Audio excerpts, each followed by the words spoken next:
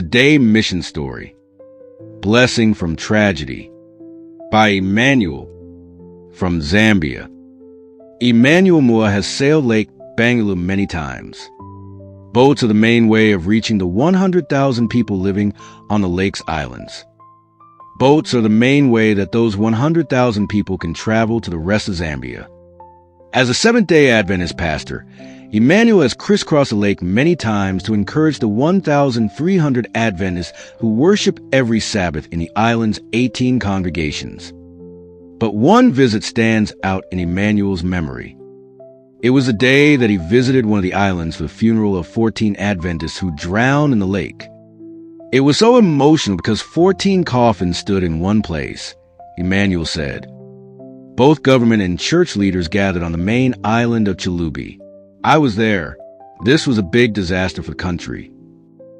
The tragedy occurred on a Friday. 42 Adventists were sailing on a church-rented boat between two islands. The Adventists planned to spend the Sabbath engaged in mission outreach, including promotion of an upcoming Pathfinder camporee. A strong wind was blowing across the vast lake, which is about the size of the U.S. state of Connecticut. Suddenly, a large wave crashed into the boat and it capsized. A nearby ship managed to fish 28 people out of the water, but 14 others, including a 2-year-old child, perished. The accident sent shockwaves across Zambia.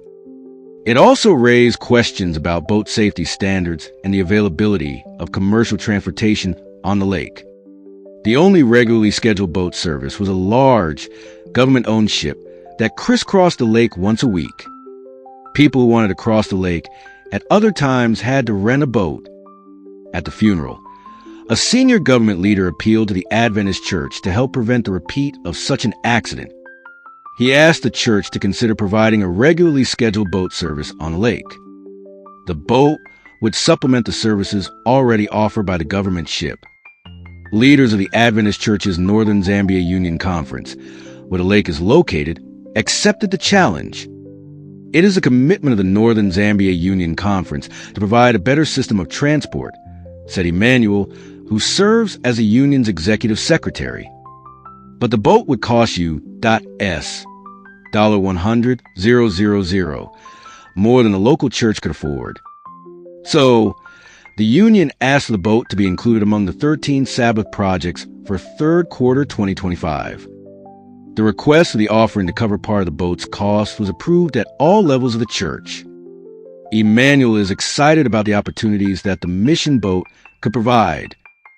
The boat, which would be able to carry 60 passengers, would operate a regular service on the days that the government ship does not travel. Passengers would pay a fare that covered only the boat's expenses.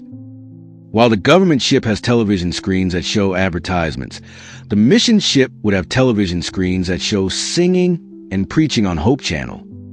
The boat will not only transport people from the mainland to the islands, but also preach to them, Emmanuel said.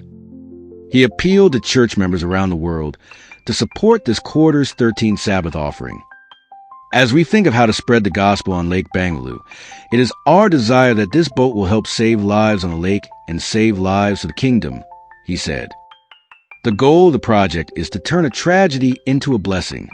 Your 13th Sabbath offering today will help acquire a mission boat for Lake Bangalow.